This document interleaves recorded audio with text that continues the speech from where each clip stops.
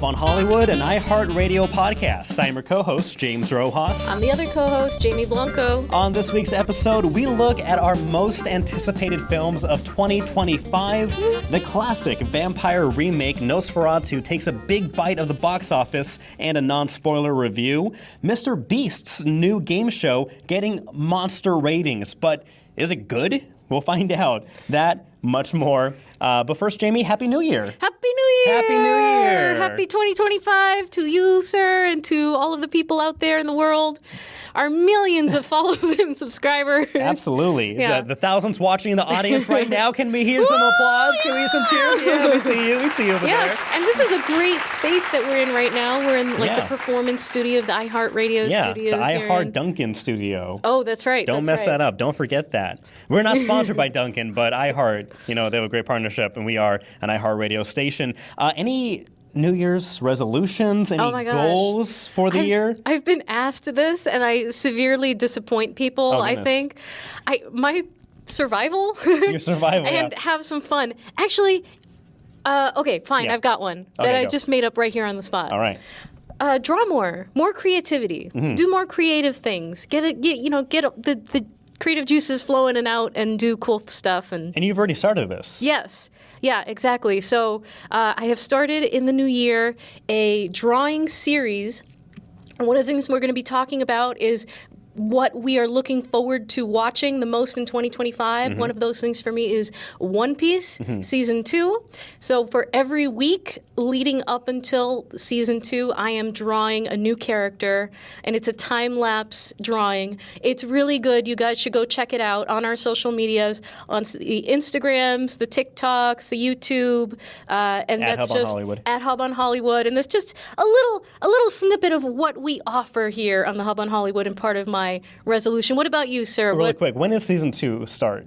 They have not released a date, but as of right now, it's looking like October-ish, November. Oh, that's a lot of weeks. I know, it's a lot of weeks. That's a lot of weeks. They have enough characters? Fortunately, One Piece has literally thousands of characters, and I can't even pick the ones that I want to draw in that short amount of time, because that is how expansive and crazy the One Piece universe is. Crazy. Yeah. Crazy. Not to get sidetracked, but I've been seeing stuff on because we share a YouTube page. So I've been seeing videos of clips of One Piece and stuff. Is One Piece sexual in nature?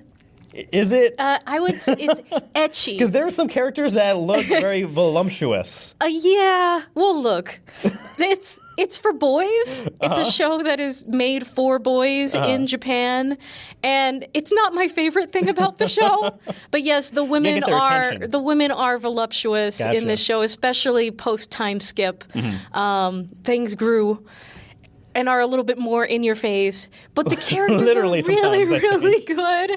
It's called ecchi. It's just a little bit risque on the perverted side, but not too much, because it is a kid's show. Gotcha. So okay, I was watching some of these thumbnails and clips. I'm like, what is Jamie watching over here? I don't judge. I'm just curious. I don't know the world.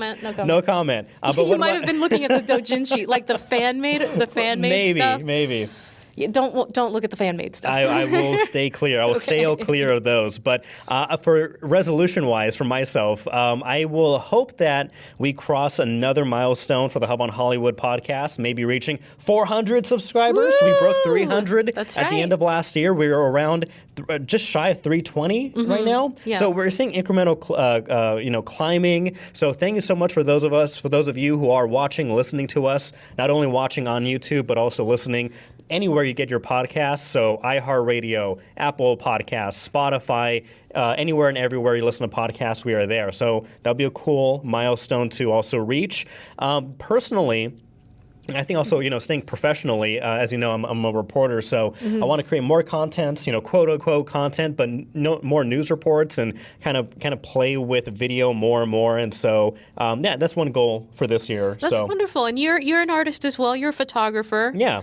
Film photography, a big fan of it, so try to get that camera out more and more often. That's right. And you have a website. Yeah, jamesrojasnews.com. You can see some of my my photos. All those photos on that website are film photos. So if you are interested, I have sold, I think, 2 over the past couple years. And so if you are interested, reach out and we can work out a price point. Intrepid reporter, James Rojas. We're going to be kicking ass this year on the Hub on Hollywood. Kicking ass. Well, you know who else is going to be kicking ass this year? Sydney Sweeney. Because I understand that she is in this working on a new movie and it has local ties to Boston. Yes, we are very excited for this project based on a book from the Boston author Frida McFadden, The Housemaid. This was a New York Times bestseller. And The Housemaid, starring Sydney Sweeney and a number of other great actors, is now slated for release later this year in 2025. Christmas of this year, 2025, to be exact. So this story, which, like I said, was a New York Times bestseller, is about a maid, right? In a house, who sees things that she's not supposed to see. I think that's most maids or most house workers. Like, they see a lot of things that people are not supposed to see. And so it's like a psychological thriller, kind of horror. So we're really excited about that one. Miss McFadden still lives here in Boston. She's got one of those historic, like, triple deckers on the water. So that's really cool, and we're going to be reaching out to her and trying to get her here on the Hub on Hollywood to talk about this super exciting project. But we are, looking forward to that and hoping that some of the filming, if it hasn't already been completed, might get done here in Boston, where we have tons of great movies that are made and shot and filmed in television as well. So here's looking forward to a very robust spring as well for filmmaking in New England. And speaking about robust, Sydney Sweeney, what is your favorite Sydney Sweeney movie this year? I know mine I liked was Anyone But You, and you said yours was Madam Web. Oh, God. That's what your favorite movie was, 2024? I appreciated her in Madam Web. Not really. But no, anything Euphoria, where she got her start, and we had the most recent season of Euphoria. Is Zendaya still in Euphoria? Yeah. Or she used like sparingly because she's now doing a lot of bigger stuff? No, she's still in Euphoria. Okay. She's still in Euphoria. Okay. And Sydney Sweeney, I think she just brings so much to the screen, and not just what they would draw in one piece. She is a emotive actor. Like, she just draws you in, and her eyes are just so amazing, and the way that she can express herself and really deal with difficult topics and things like that. Like, I think she's so talented, and I can't wait to see more of what she does in the future. So yeah, this one of the things we're looking forward to. Yeah, my fun fact about Sydney Sweeney that I love is that in making Madam Web, or agreeing to make Madam Web, I guess she not only got a lot of money for that role, but also was able to ink a deal with Sony, so they were able to fund and have her be like a co-producer for Anyone But You.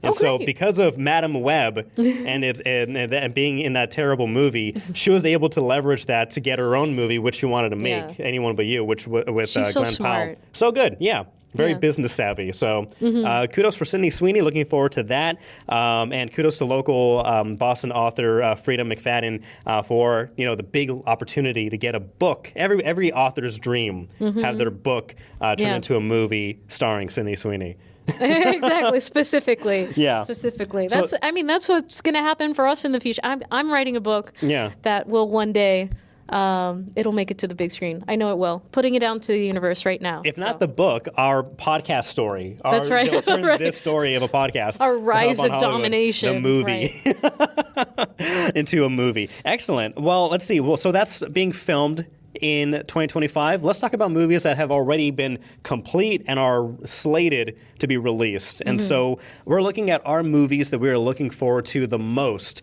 this year. And I was going through the list of, on IMDb of what's coming out, and I was surprised with how many movies I'm looking forward to. And if you want, I can kick it off. Go ahead. Number one, and most of these are in order, but the one I'll go out of order for is Superman.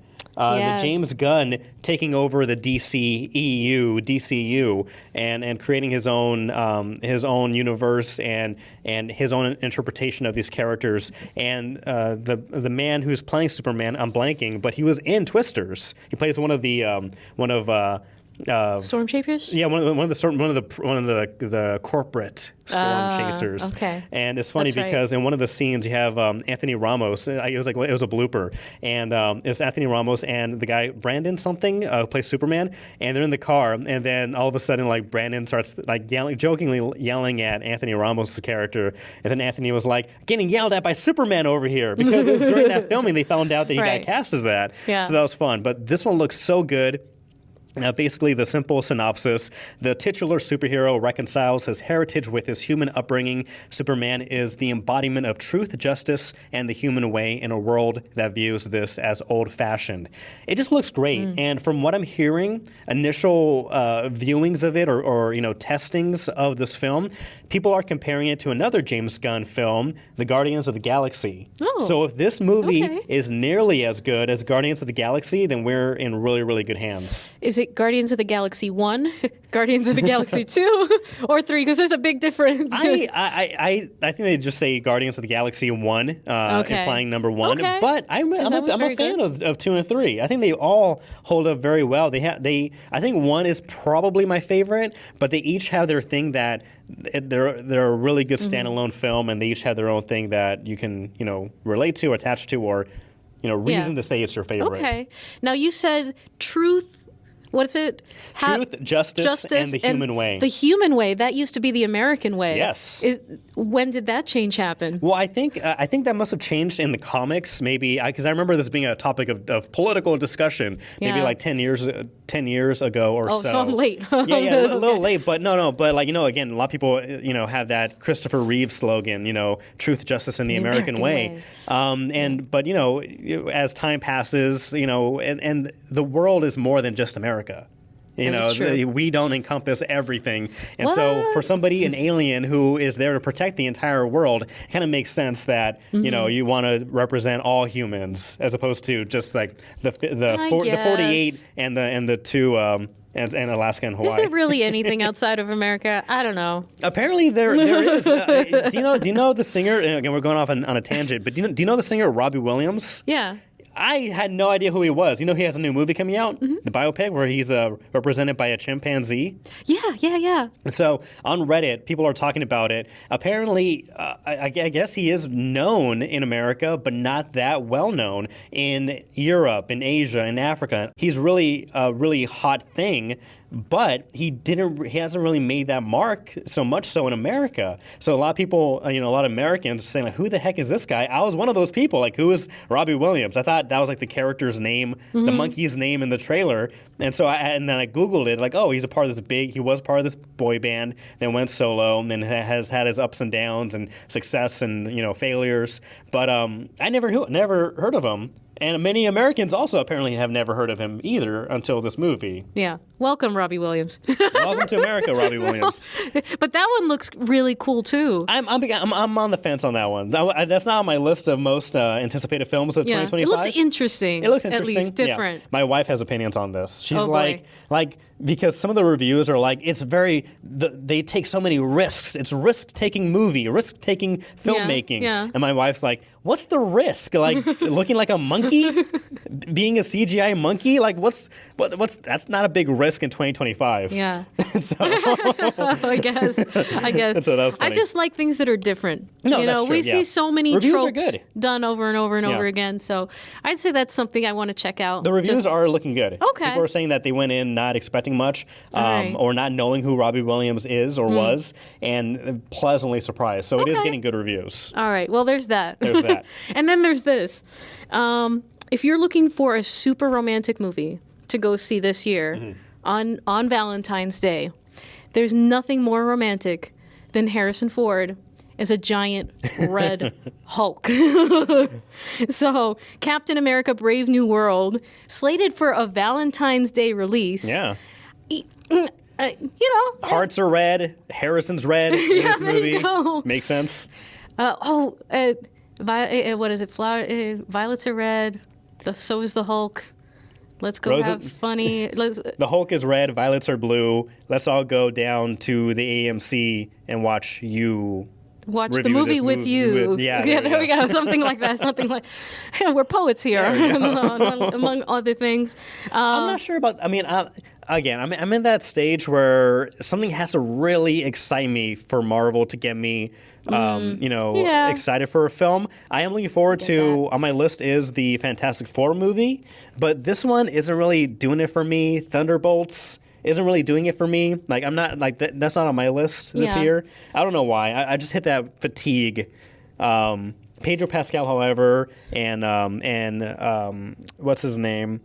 Not Joaquin. The guy who plays the Human Torch. He was in Stranger Things. Something Smith? Joseph Smith. Okay. I believe you. Joseph Quinn. Okay. Joseph Quinn, Pedro Pascal. They're in the Fantastic Four movie, so I'm looking forward to that. But you're looking forward to the Avengers. I am a fan of Anthony Mackie's Captain America. Mm-hmm. I am. And as everyone knows, Harrison Ford is my secret imaginary elderly boyfriend. I've been in love with him since I was 9 years old. Of course. Of course, who isn't? Mm-hmm. So I want to give it a chance. And it looks... I really liked the trailers. I really liked the previews and the editing on that, the bum, bum, bum, and what they did with the lettering and stuff like that. I'm hoping that maybe they've done something new, creative with the editing.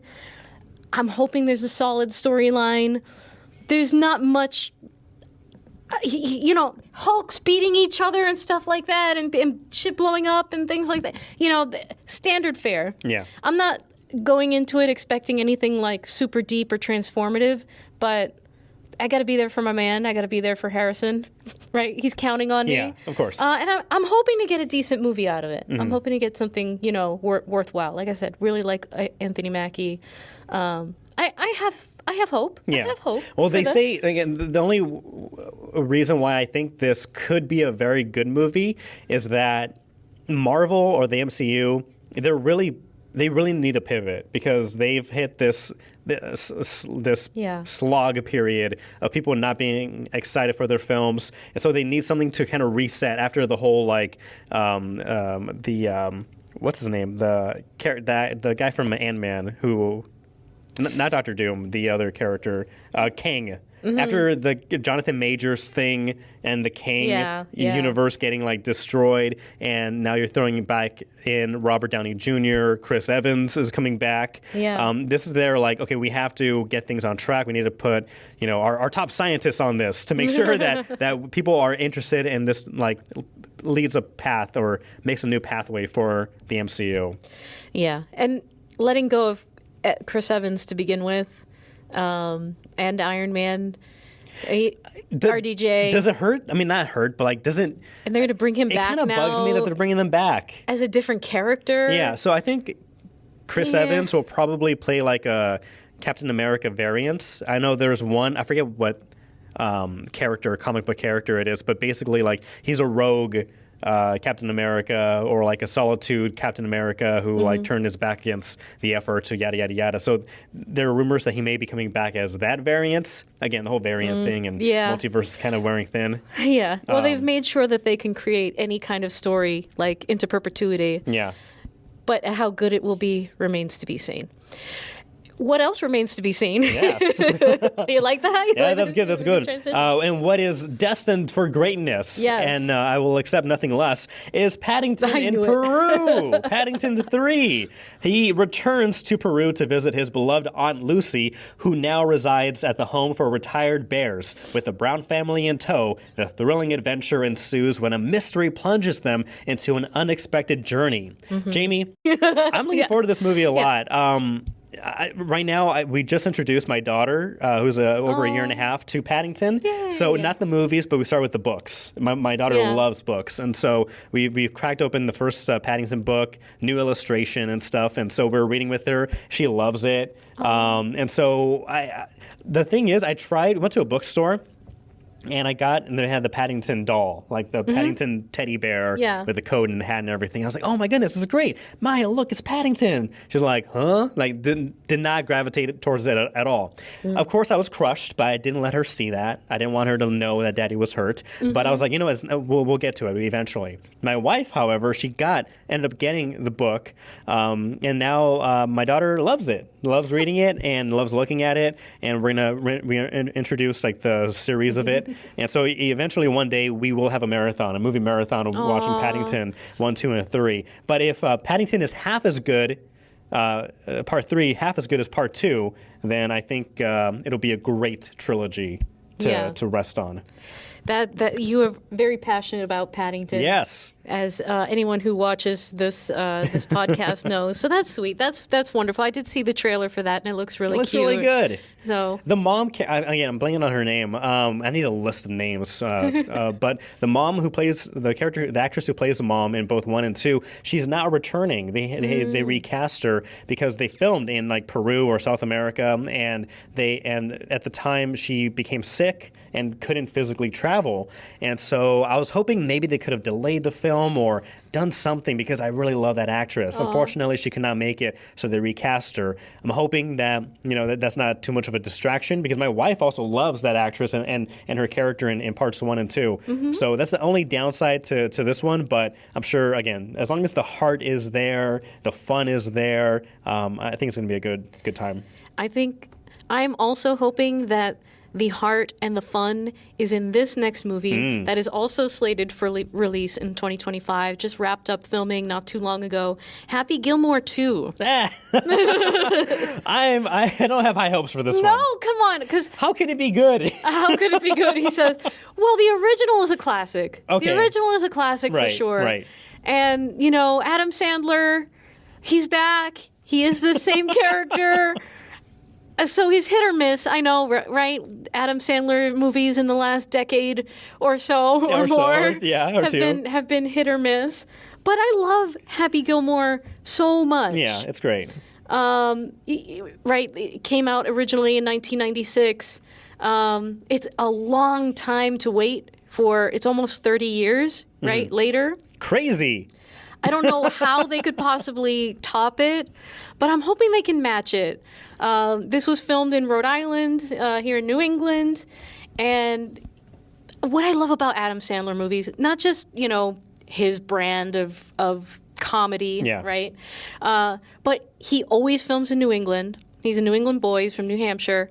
And he always has like hundreds of background. Like this man puts people to work. He employs people for these movies.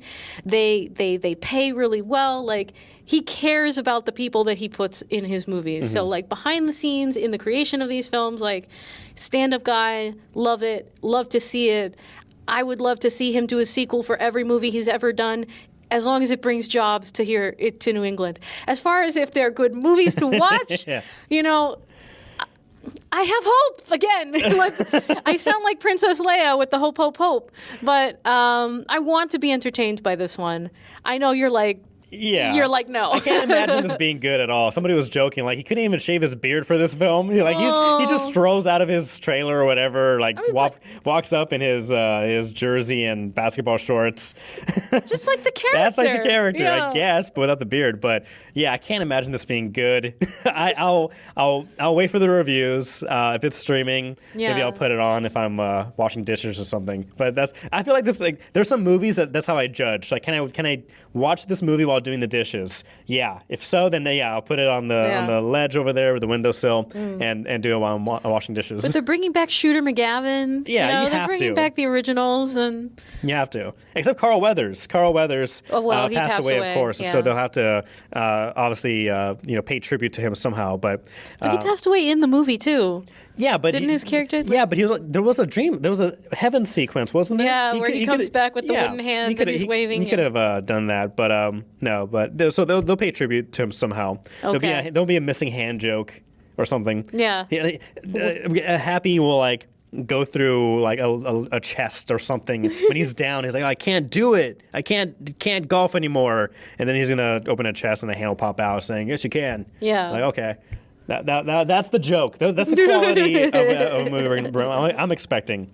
A higher quality movie than I'm expecting and hoping for. I'm a fan of horror, I'm a fan of the classic Hollywood horror monsters, the Universal monsters. Mm-hmm. The Leigh Whannell, who directed The Invisible Man several years ago, I think maybe 5 years ago now, he's kind of going into the MonsterVerse for Universal and bringing these characters back. And he's also bringing back The Wolfman. This one's just called Wolfman. It's about a family at a remote farmhouse attacked by an unseen animal, but as the night stretches on, the father begins to transform into something unrecognizable. This looks great. I'm always up for a wolf movie, a Wolfman movie. Again, the Universal classic horror monsters. I'm happy that they're making a return. I think there are like 2 Frankenstein movies that are coming out. Guillermo del Toro is doing one, and there's another one. Did you see, were you a fan of the show, the 2 twins who were like on The Sweet Life of Zach and Cody or Zach and Bill or whatever? No. But do you know who I'm talking about? I know what you're talking about. So one of those guys, one of the brothers, he was in a Frankenstein movie last year, and there's like a comedy, I think it was like a period 80s or 90s version of it, but it got good reviews, like a funny movie. I'm not sure if you had seen it, but Frankenstein, really hot right now. That's right. But Wolfman, hoping that's going to be a good one because it looks really, really interesting. A lot of really good acting in that too. So, how do you feel about Mission Impossible Part 10? I'm back on board, baby. Is it 10? I'll ride the sunset with Mr. Cruise any day. The Final Reckoning. The Final Reckoning. This is on my list, coming out May 23rd. This was supposed to be the part 2 to the last Reckoning movie, but then the first Reckoning, and now the Final Reckoning. This is the final one. There was supposed to be a part 2, but now they've labeled this as like the new, just its own standalone film, also following the events of the last one, of course. But the wording's, it's all semantics. But this one I'm looking forward to. The last one was good, maybe not the best Mission Impossible movie in the franchise, but it was entertaining. It had a lot of good stunts. One thing I hope they don't do for this film, however, is like the last film where they kept publicizing Tom Cruise rides a motorcycle off a cliff. Here he is going off the cliff in the trailer. Here are 20 hours of behind-the-scenes shots of him practicing and cruising and jumping and doing it again and again and again. Like, they overkilled and over-publicized that jump, that when it did happen in the movie, it was done in 30 seconds. And it was like, okay, I had seen this. And so what was supposed to be one of the biggest moments of the movie, they took out all the energy. They sucked out all the air from that. So I hope they don't do that with this film. Okay. Whatever the big stunt's going to be. I don't know, but it was good marketing. It drove a lot of people in. Yeah, but they didn't make as much money as they hoped for. So maybe they pulled back a little bit. So that's why they did the whole part 2, nixing the part 2 idea, because it didn't make as much money as they were hoping for. I know they were impacted by COVID. They had to do a lot of reshoots. It cost a whole bunch more because of filming during the pandemic. Extra safety measures and whatnot. Right. And so they had a lot of things going against it, which ballooned the budget, which didn't help it when they were trying to make that money back. But I think just pull back. We know Tom Cruise is going to go nuts. Just just save it for the movie is what I hope for. Okay. Yeah, maybe more like, guess what Tom Cruise did this time? You got to watch the movie to find out. He fought a gorilla and won. The most dangerous stunt ever. He did. I know. Yeah, that's... How is he still alive? I don't know. But you know what? Who is still alive and is repeatedly coming back to life? Robert Pattinson in the new movie, Mickey 17.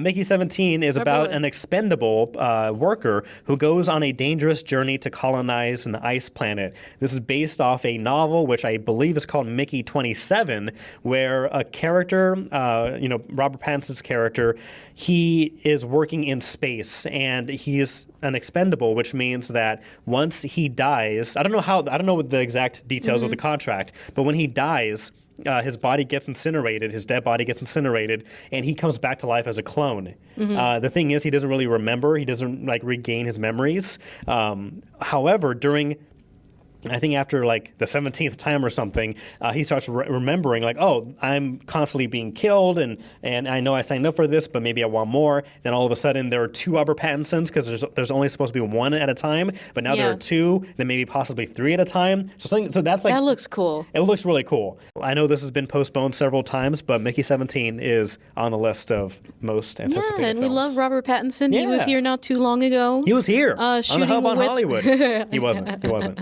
Shooting with Zendaya. We were just chasing him around in town. Boston. So excited for him and all the good things that he does and the filming that he does here in New England. Yeah. There's 2 more things on my list. Go ahead, James. And first of one. That's a good start. First of all, good spot to start with one. First of all, our Lord and Savior, Rian Johnson. One of my favorite directors, not yours. Not your favorite. He's not my favorite. I respect him for certain movies, but not for other movies. But yes, go on. Yes. I love everything that he's ever done, and I love his brand of storytelling. I adore him. I got to hang out with him once.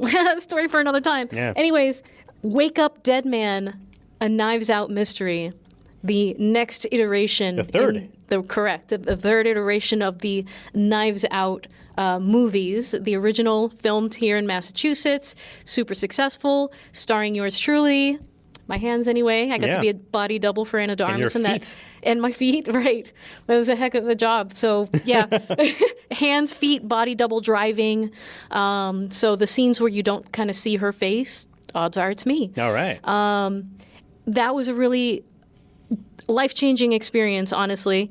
The second movie, they filmed it overseas, which was a little bit sad. Now they're working on Wake Up Dead Man.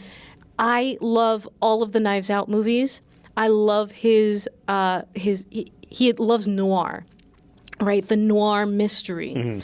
And the way that he brings in all of these eccentric characters, and he's always got this great cast of A-listers and people with unique talents. And set of skills. And sets of skills, and it's always this just really satisfying whodunit. I'm very, very much looking forward to this one. It doesn't have a release date yet, but it is set for release sometime in 2025, probably later in the year. Again, we have got Daniel Craig back as the sleuth Benoit Blanc, who has found himself embroiled in another case with loads of suspects, a suspiciously high body count, apparently. Some of those who are going to be starring in this one, Glenn Close. All right. In for a close-up on this one. Kerry Washington, Josh Brolin, Thanos himself, right? Nice. Jeremy Renner. Nice. Kaylee Spaney, Josh O'Connor, Mila Kunis. And the list goes on and on and on. So it's always a stacked cast, always an interesting story. And like I said, I love his brand of storytelling and filmmaking.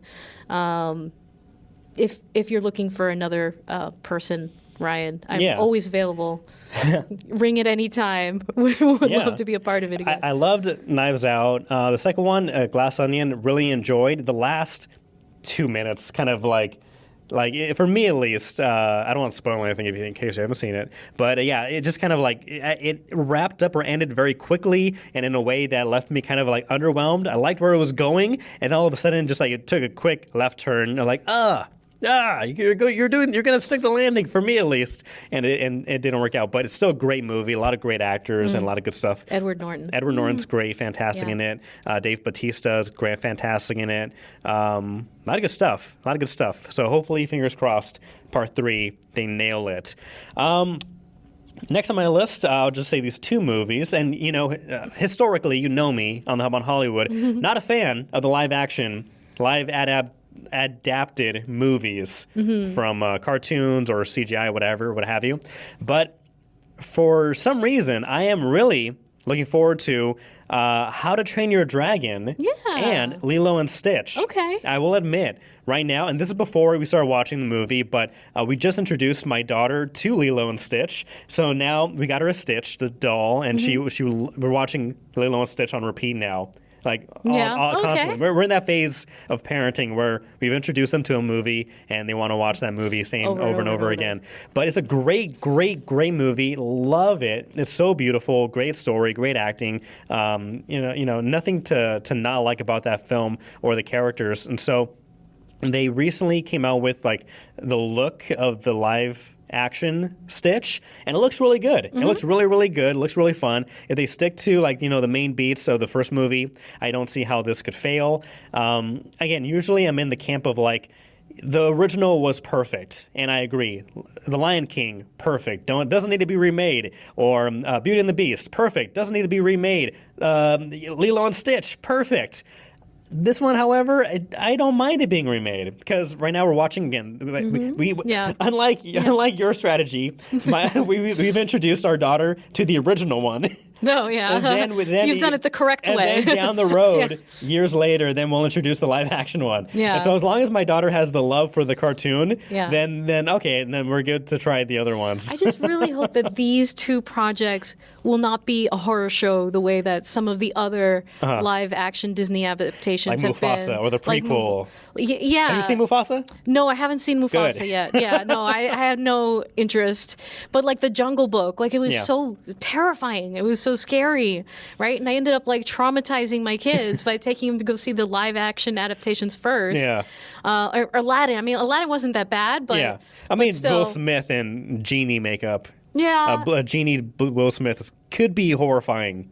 It could be terrifying. It was okay. It was okay.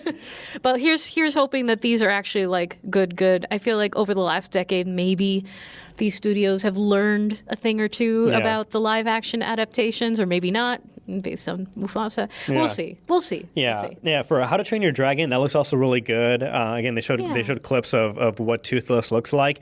Gerard Butler, who plays the dad in the animated movies, he's reprising his role as the dad, the Viking King, in this one. So he's great in that, and looking forward to this one. What I like about How to Train Your Dragon is character development. There's time progression. Oh, yeah. Those are the kinds of stories that I like, where you don't just stay with a character and he stays like a kid forever. Yeah. It's no, you get to see this person grow up. From a boy Hiccup to a man Right. Mr. Hiccup. To Mr. Hiccup. And how the world changes around them and Yeah. how they evolve as a person. And I like that. So that's good. So fingers crossed that these look good. My last two that I'll throw in here, unless you have any more. I have one more. Go ahead. Yes. Since we're talking about live action adaptations, the number one thing that I am looking forward to next year, it is not a movie, but it is season 2 of the live action One Piece on Netflix. Season 1. With your voluptuous characters. With our voluptuous. But look, you know what? I'm kidding. At least they're not going in that trajectory. Yet. They're much more respectful so far in the live action adaptation. I think that there were a lot of positive changes from the anime to the live action that make it more digestible, more fun. I love it. And it was so fun and engaging, and it's not just the story, and it's not just the stunts and the fighting and the action. It's how gorgeous the cinematography is. Every single frame of the live action One Piece is a work of art. From the set dressing in the background to the costumes and the framing and the lighting, just every single thing. I could just watch it a million times over, not even for the story, just for how beautiful it is. And I'm really, really hoping that we get that again in season 2, but also because I love the characters and I love the actors and the way that they portray these characters and the story that Eiichiro Oda has created and the world that is so expansive and incredible. I cannot wait to see how they have put this together in season 2. The live action got me into the anime. The anime, 700 plus episodes Too many. and still going. Too many. Right? But the way that a lot of people think it's daunting, it is. And I've been watching the anime trying to catch up for like Do you start in the middle? 3 months. Do you start in the beginning? I started in the beginning. Well, look, I watched the live action One Piece, and that's season 1. So I skipped like the first season of the anime. Okay. Because I'm like, I know what happens, right? And I started with season 2, and I've been watching it for like 2-3 months now, and I'm on episode 700. And there's still like 400 plus to go. And sometimes it's daunting. It's a little hard to get through it sometimes. There's a lot of filler. My brain kind of fried for a second. So you're on episode 700? 700. In season 2, what number did that start with? I don't remember. It was like 40 or 50 or 60 around Are you there. telling me you've watched 650 episodes? Yes. How long are these episodes? They're like 20 minutes. I need your time. 20, 25 Do you have a time minutes. machine that stops time? I can't imagine. No, I have an overnight job. That's what I have. That works. That also counts. That also works. Goodness. Oh, yeah. Now, I want this scenario to play out. And let me know if this has happened. But like, you're watching the anime, right? You're at home watching, and a voluptuous character walks in, and then your husband walks in, and you're like, "It's for the story. I'm watching for the story." It's not that perverted. I'm kidding. I'm kidding. At least not until after the time skip. I'm being a lot right now. No, but it's so good, and the storylines and everything to do with Luffy and his friends and the world and all of these characters, which is why I'm currently doing my drawing series, which is why you should go right now to all of our social medias at Hub on Hollywood. Check out our drawing series. I'm going to be doing one a week, as I said before. One piece a week. One piece a week until One Piece season 2 comes out sometime at the end of this year. If it gets postponed a year, I'm gonna cry. I'll cry for you. Well, it's not.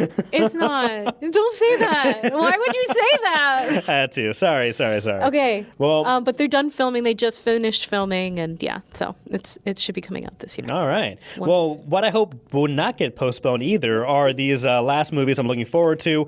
Coming out in June, 28 years later, the third film in the Years X Later franchise of the zombies. There was 28 days later, 28 weeks later. Now we're up to 28 years later. What happened to months? They accumulate to years. Okay. And so Cillian Murphy, he's back Okay. for his role. Some people saw like a very emaciated. You got it. Zombie. I speak for a living. Zombie, and they thought, is that Cillian Murphy? It's like, no, that's not Cillian Murphy. It's just a zombie that kind of resembles him. But Cillian has those deep cheekbones, so some people were theorizing. But no, he is not a zombie in this movie, as far as I understand. And lastly, based off of the Predator franchise, or continuing the Predator franchise, Predator Badlands. I believe it was last year they came out with one that took place during the 1800s, where a Native American tribe was battling Predator. Yeah, so they're kind of following. Cool. They're kind of following that kind of like new era, or different, not present day, but like different period in time versus the Predator, which I think is a great idea. That's cool. Yeah. So, yeah. No real plot for this, but it looks really good. So I'm excited for this year. Awesome. 2025. All right. me too. What are you looking forward to? Let us know down below in the comments. If you're watching us on YouTube, thank you so much. Hit like, hit subscribe, comment down below. Let us know what you are most anticipating this year. If you are listening to us, please leave us an amazing review on iHeartRadio or Spotify or Apple Podcasts. Really does help the podcast and grow and reach more listeners and more eyeballs. That's right. Subscribe. Yeah. Subscribe. All right. Speaking about subscribing and on YouTube, one of the most subscribed YouTubers in the world. Senor Bestia. Mr. Bestiality himself. No, that's not his name? No. Mr. Beast? Be nice. Sorry. Be nice. I'm sorry. I'm feeling rebellious right now. But Mr. Beast. Mr. Beast out with his epic game show on Prime Video. Biggest game show prize of all time, supposedly. Number of contestants also, right? Right. 1,000 contestants. Too many. Netflix throwing $100 million Crazy. at this Too much project. money. huge investment for the biggest YouTuber in the world, out on Netflix, out on Prime Video now. Episode 4 just came out this week, and they're doing a weekly release of each of these episodes. But the big question is, James, is all of the bang worth your buck? Is there a buck for the bang? What is it good? Yeah. Right. Is it good? Is it good? Is it? Listen. And let's preface this by saying that you are a big fan of Mr. Beast. I am. Okay, yes. Let's preface it this way. Mr. Beast, Jimmy Donaldson, congratulations on your engagement, by the way. He just got engaged to Taya Thompson. I'm invested in Mr. Beast, okay? Uh-huh. I love the guy. I think I'm a fan of the YouTube channel from several years back. I started watching like in 2020. I think he does a lot of good work. He does a lot of good philanthropy. I think the videos are entertaining. I love Carl Jacobs and the whole cast of characters that he's got with him, right, doing these.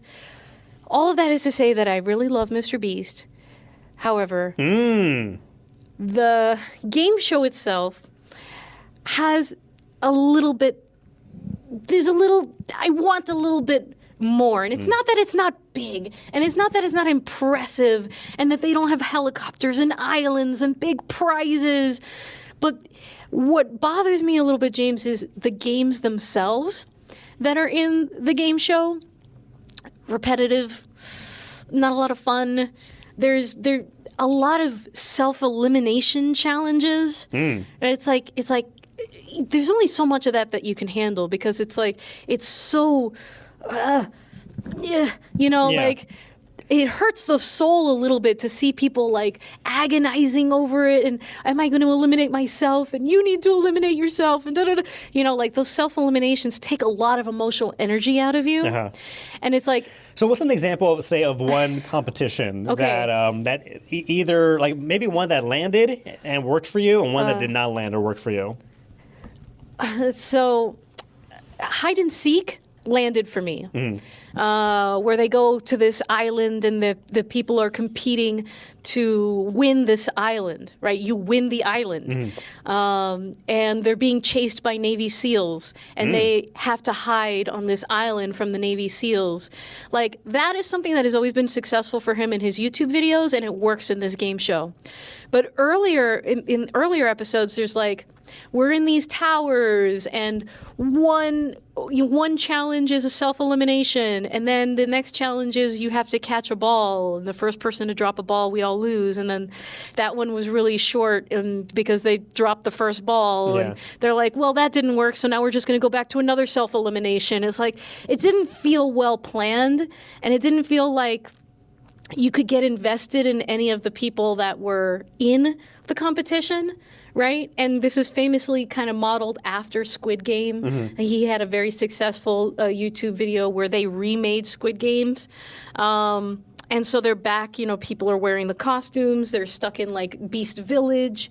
But, it didn't seem like the games themselves were very well planned or executed, or had like a progression, or had like a purpose, and that I couldn't really get invested in the people that were playing them, because it just seemed so arbitrary. And then you'd get like wide swaths of people, you'd get like 20 people, 30, 40 people out at a time, and it's just kind of hard to follow. So I can see where they had like big dreams for this, like starting with 1,000 people, but maybe if they brought it down a little bit more closer to home and focused on like making something that you could really follow and that was more entertaining versus just big and flashy, I think it would have been more successul. Is big and flashy though, like the Beast way of life brand? I guess.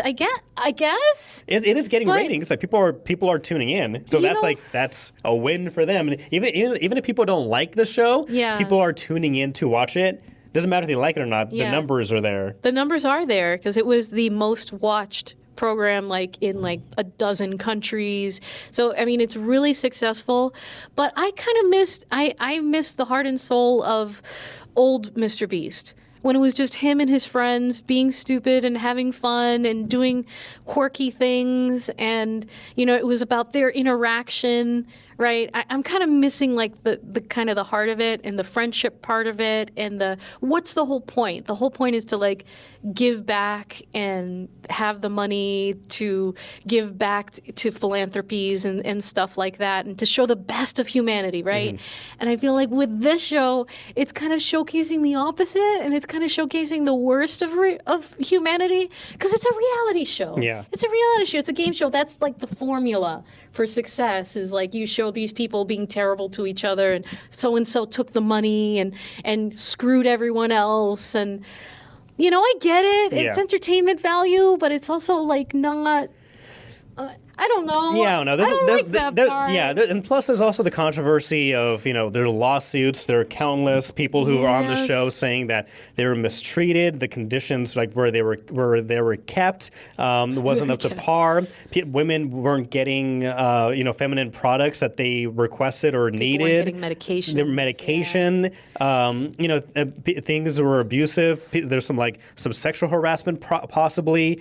So there's a lot of stuff. I'm not sure if you can tell right now, I'm not personally the biggest MrBeast fan or crew in general, and so this one was like a no-brainer. Just like I don't watch it. I don't watch it on YouTube. I'm not gonna watch it on Amazon Prime. I'm not surprised by the allegations. I'm not surprised by some of the mixed reviews to the show itself.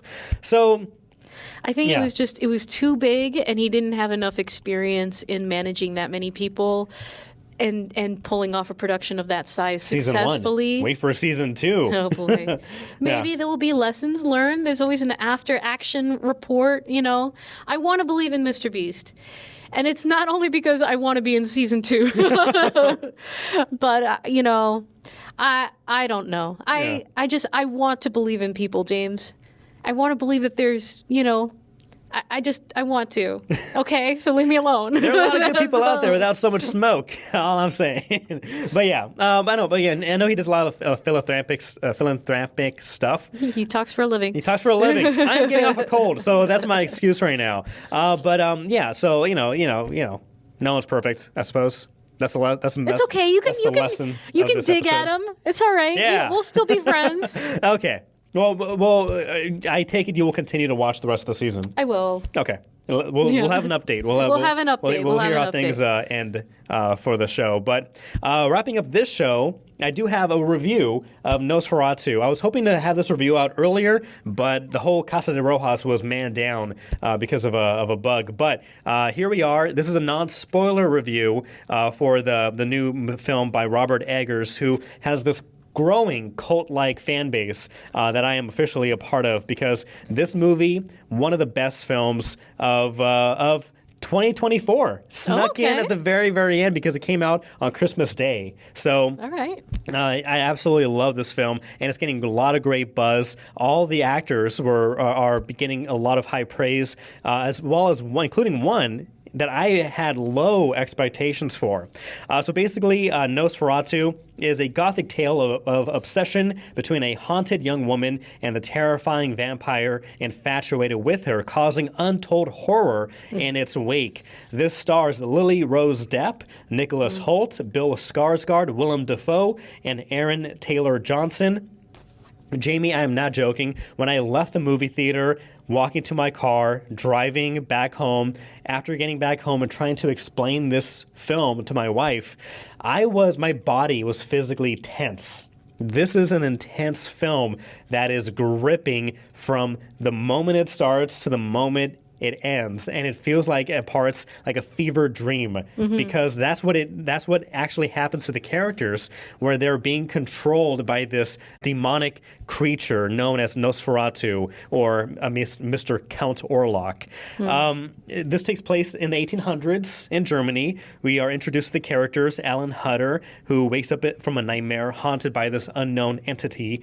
Her husband, Thomas Hutter, played by Nicholas Hoult, works in real estate, so he's told to go from this town in Germany to Transylvania to seal this real estate deal with Count Orlok, and that's when the series of events of horror begin. And the standout of this film, and there are many standouts in this film, but the one that I was most surprised by her work was Lily Rose Depp. You may know her. She is the daughter of Johnny Depp, and so I'm not even joking. Before going to go see this movie, I was talking to my wife, giving her the rundown of what the film was about, and I told her the only thing that I'm not looking forward to or that I'm concerned about is Lily Rose Depp. She's like the main actress. I'm not a big fan of Nepo babies. Yeah, there are Nepo babies who are very good actors and they've earned their place in Hollywood, but I'm not aware of Lily Rose Depp's filmography. I haven't seen too many things she's been in. So I was kind of going in again with this kind of chip on my shoulder, expecting low expectations.